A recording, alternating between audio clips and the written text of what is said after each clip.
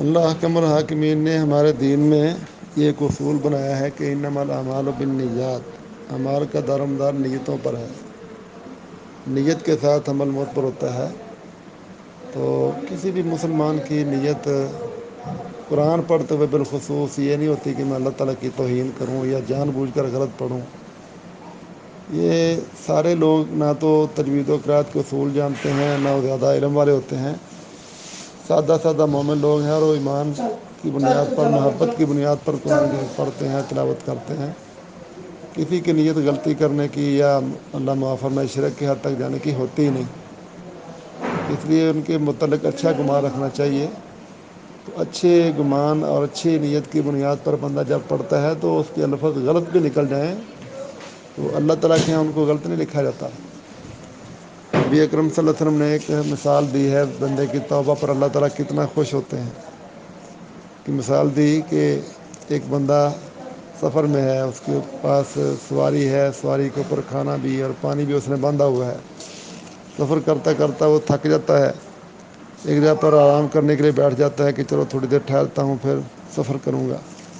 بھوک بھی لگی ہے، پیاس بھی لگی ہے، وہ سواری سے نیچے اتر کے بیٹھتا ہے درخت کے نیچے۔ تو بیٹھا بیٹھا اس کی نیند آ جاتی ہے، آنکھ لگ جاتی ہے۔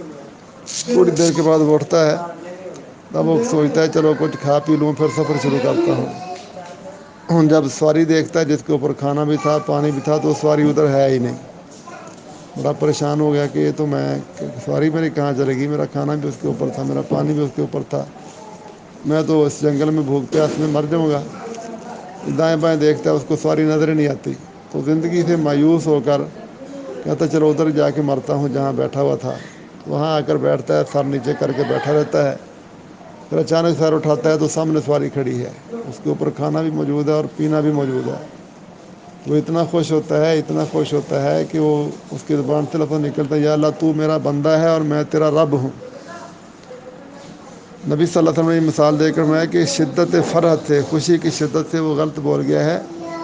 اللہ تعالیٰ اس سے بھی زیادہ خوش ہوتے ہیں جب انسان توبہ کرتا ہے۔ اسی طرح دوسری حدیث آپ نے بیان فرمائی ہے کہ ایک بندہ جو ہر ایک پہلی قوموں میں سے تھا، اس نے کوئی نیک عمل نہیں کیا تھا۔ مرتے وقت اس نے اپنے بچوں سے کہا کہ جب میں مر جاؤں تو مجھے جلا دینا، پھر میری راکھ کو پیس دینا اور اس کو ہواؤں میں دریاؤں میں اڑا دینا۔ بچے کہتے ہیں کہ ایسا کیوں آپ کہہ رہے ہیں؟ کہتے ہیں اس لیے کہ اگر مجھے اللہ نے زندہ کر لیا دوبارہ، اگر اللہ نے مجھے دوبارہ زندہ کر لیا تو اس نے مجھے چھوڑنا نہیں۔ تو میں چاہتا ہوں اللہ مجھے اٹھا ہی نہ سکے تاکہ میں اللہ کا سامنا نہ کر سکوں۔ اس نے اللہ کی قدرت کا انکار کر دیا، لیکن اس کو پتہ ہی نہیں تھا کہ میں کیا کہہ رہا ہوں۔ سوچ اس کی یہ تھی کہ میں اس حالت میں اللہ کے سامنے نہ جاؤں کہ میں گناہ گار ہوں۔ تو اللہ کے نبی فرماتے ہیں کہ اس اولاد نے ایسے کیا، اللہ تعالیٰ نے اس کو ہواؤں کو حکم دیا، سارے ذرے اس کے جمع کیے، اس کو زندہ کر لیا۔ پوچھا کہ تو نے ایسا کیوں کیا ہے؟ وہ کہتے ہیں اللہ تیرے سے ڈرتے ہوئے میں نے ایسا کیا ہے۔ تو اللہ تعالیٰ فرماتے ہیں اچھا تو مجھ سے ڈر گیا تھا، چل جا جنت میں۔ یہ دو حدیثیں میں نے آپ کے سامنے پیش کی ہیں، اس سے آپ اندازہ لگائیں کہ کتنی بڑی بڑی غلط باتیں تھیں جو انہوں نے کی، لیکن ان کی نیت غلطی کی نہیں تھی۔ بیچاروں کو پتہ نہیں تھا تو اللہ تعالیٰ نے ان کو غلط نہیں قرار دیا، کو رحمتوں سے نوازا ہے۔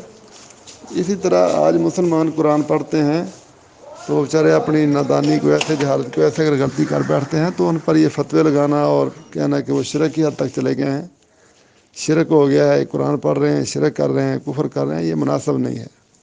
ہمارے کئی قرائے کرام بڑی سختی کرتے ہیں اور انہوں نے لکھا ہوا ہے وَالْأَخْذُ بِالتَّجْوِيدِ حَتْمٌ لَازِمُ مَنْ لَمْ يُجَوِّدِ الْقُرْآنَ آثِمُ، کہ تجوید سے پڑھنا یقینی طور پر فرض ہے، اور جو تجوید کو نہیں جانتا ہے، اس طریقے سے نہیں پڑھتا، وہ گناہ گار ہوتا ہے۔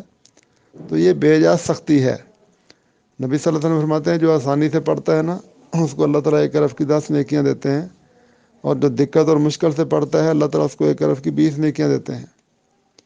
تو اچھے گمان کی بنیاد پر ٹھیک ہے، اصلاح ہونی چاہیے، اچھا انداز ہونا چاہیے، بہتر انداز سے پڑھنے کی کوشش کرنی چاہیے، یہ اللہ کی کلام ہے، کوشش ہونی چاہیے، اس پر ترغیب بھی ہونی چاہیے۔ لیکن جو لوگ نہیں یہ اصول پڑھے ہوئے اور محبت سے قرآن کی تلاوت کرتے ہیں، پڑھتے ہیں، ان سے اگر لہجے میں غلطی ہوتی ہے یا زبر زیر کی غلطی ہوتی ہے تو ان پر اس طرح کے فتوے لگانا جو ان کے وہم و گمان میں بھی نہیں، یہ مناسب نہیں ہے۔